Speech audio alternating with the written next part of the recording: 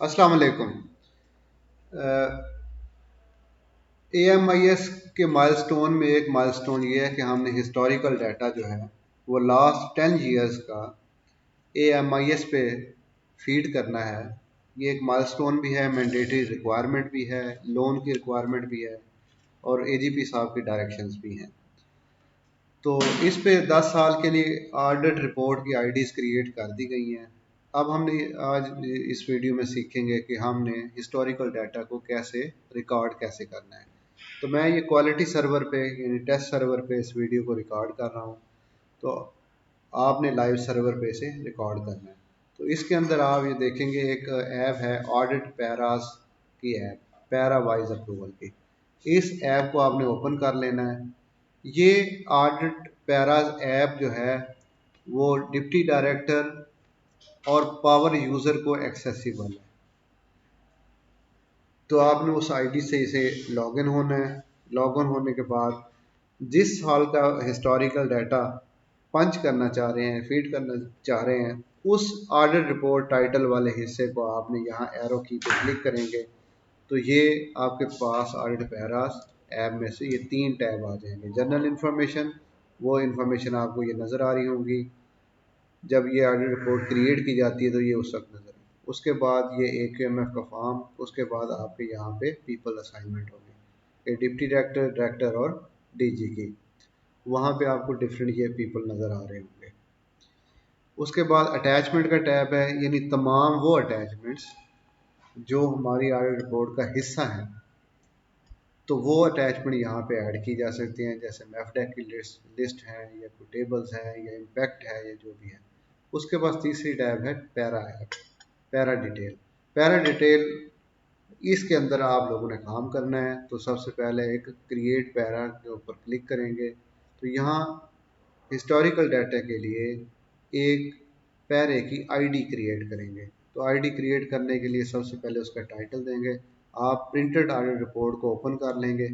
Printed audit report open करने के बाद आप ये देखेंगे, जैसे ये मैं 251 के अंदर ये पहला मेरा पैरा है।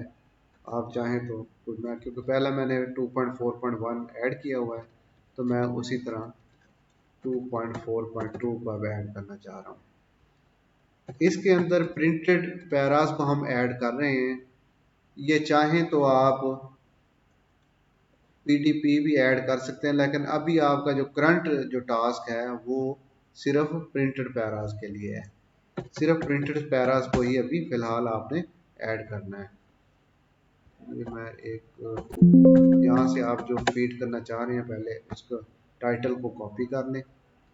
टाइटल 100 करैक्टर से ज़्यादा नहीं होना चाहिए। तो डिस्क्रिप्शन में सेम पेस्ट कर लें अगर वो करैक्टर से बढ़ जाता है। उसके बाद आप पैरा की टाइप सेलेक्ट करेंगे।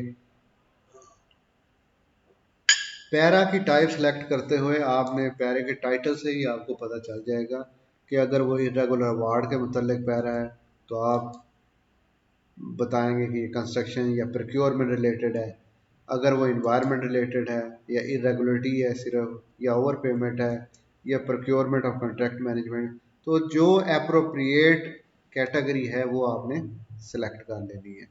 वो सिलेक्ट करने के बाद पैरा की कैटेगरी सिलेक्ट करनी है कि ये जो कैटेगरी है ये फाइनेंशियल मिसमैनेजमेंट से है या कंप्लायंस इश्यू है, यानी कि किसी चीज़ की जैसे अप्रूवल नहीं दी गई। तो यहाँ पे आ जाएं आप, कंप्लायंस इशू है। उसके बाद आपने ऑर्गेनाइजेशन को सिलेक्ट करना है। तो आपके पास एक ही ऑर्गेनाइजेशन आ रही होगी, DG ऑडिट वर्क्स फेडरल की।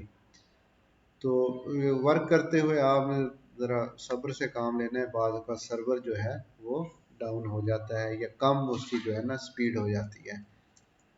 तो आपने वहाँ पे अपने पास, क्योंकि यहाँ पे ये ट्रायल सर्वर है, आपको बहुत सारी यहाँ पे आईडीज़ नज़र आ रही हैं, आपके पास सिर्फ एक ही आईडी नज़र आएगी। तो आपने सिर्फ वो आईडी को सिलेक्ट कर लेना है।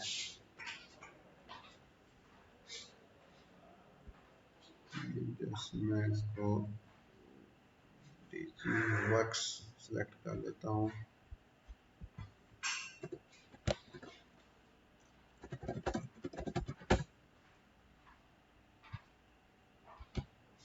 ठीक है जी, कोई बात।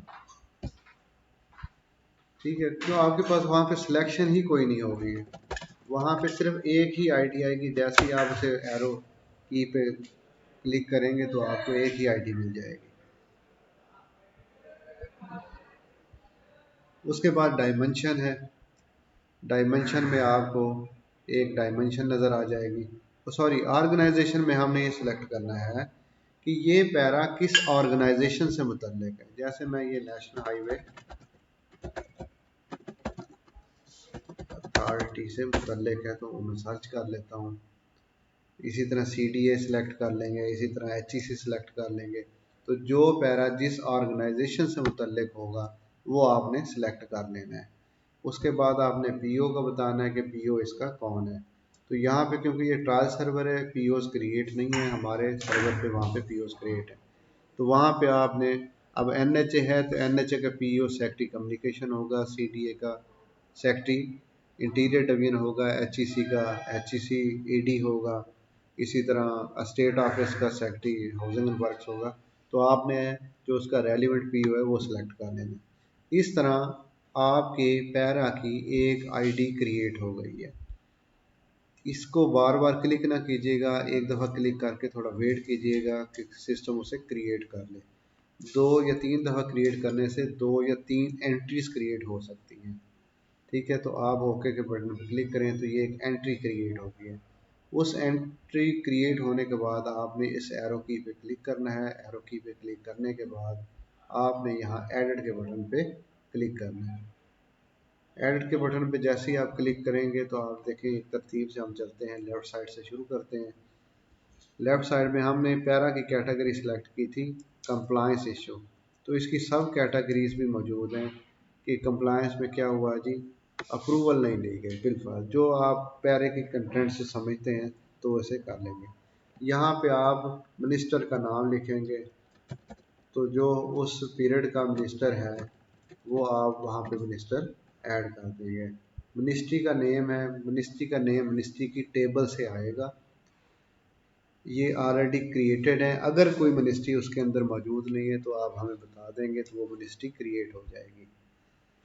उसके बाद अगर ये पाक रुपी में है तो इसको आप ब्लैंक छोड़ दें। अगर किसी और करेंसी में पैरा है तो वो वहाँ पे आप उसका एक्सचेंज रेट दे देंगे। जैसा कि अगर US डॉलर में है तो आप लिखेंगे US dollar at the rate of 280 रुपये का बिलफर्ज, जो उस वक्त का करंट रेट है। उसके बाद आप इसकी आईडी को जो है ना वो कनेक्ट कर सकते हैं रेफरेंसिंग, क्योंकि ये हिस्टोरिकल डाटा है तो हमारे पास रेफरेंसिंग आईडीज़ मौजूद नहीं होंगी। तो इस वजह से आप इस फील्ड को खाली छोड़ सकते हैं, क्योंकि इसके पीछे कोई भी फाइंडिंग मौजूद नहीं है। ये हिस्टोरिकल डाटा है, ये सिर्फ हिस्टोरिकल डाटा के लिए आप इसको एम्प्टी छोड़ सकते हैं। उसके बाद आप पैरे के कंटेंट में आएंगे तो सबसे पहले आपने पैरे का क्राइटेरिया यहाँ पे देना है। तो ये देखें जी, ये मेरे पास क्राइटेरिया है इस ऑडिट पैरे का। तो यहाँ पे हमने इस क्राइटेरिया को कॉपी किया और यहाँ पे पेस्ट कर दिया। उसके बाद हमने इसकी, हमारे पैरे की जो तरतीब है उसके बाद जो ऑडिट नोटेड वाला पोर्शन होता है ये हमारी कंडीशन होती है। तो यहाँ पे आपने कंडीशन जो है वहाँ पे पेस्ट कर ली। उसके बाद आप देखें ये आपके पास एक टेबल आ गई है। अब टेबल को क्रिएट करने के लिए कस्टम बेस्ड एप्लीकेशन के अंदर आप ये टेबल कॉपी कर लें और आपके पास यहाँ पे इंस्टांसेस का एक बॉक्स है, यहाँ पे आप पेस्ट कर दें। तो वो बता रहा है कि रिमूव फॉर्मेटिंग करनी है या की फॉर्म, तो आपने करना है की फॉर्मेटिंग, तो ये टेबल इसके अंदर पेस्ट हो जाएगी।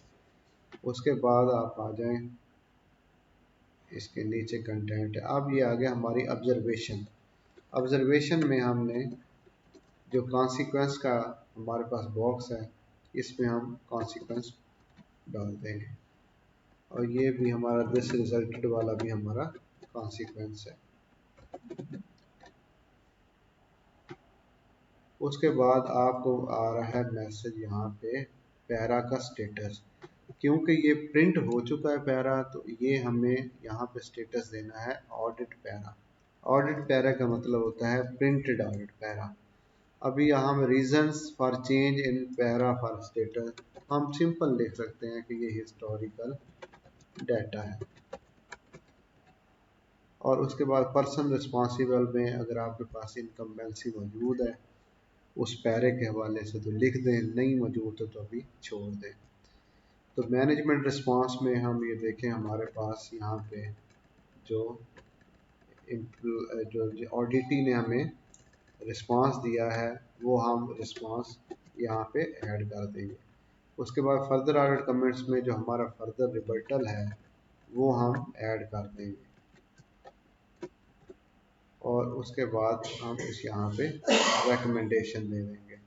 अब इसकी रिकमेंडेशन, क्योंकि इस पे डीएसीज हुई है या नहीं हुई, तो नीचे इसकी रिकमेंडेशन मौजूद है। आप यहाँ पे कॉपी किया और यहाँ पे आपने पेस्ट कर दिया। ठीक है, चाहे तो आप इसे यहीं पे रेफरेंसिंग भी दे सकते हैं, क्योंकि वीपी नंबर 53, तो ये एक रेफरेंस हमारे पास मौजूद भी रहेगा। वैसे यहाँ पे रेफरेंस नहीं भी है तो कोई ऐसी बात नहीं। तो इस तरह ये एक ऑडिट पैरा हिस्टोरिकल डाटा के तौर पे क्रिएट हो गया है। इसके बाद इसको सेव कर दें। ये हमारा हिस्टोरिकल डाटा का फीड करने का तरीकाकार है। इस वक्त हम सिर्फ प्रिंटेड ऑडिट पैरास को ही हिस्टोरिकल डाटा में डाल रहे हैं। उम्मीद है आपको समझ आ गई होगी।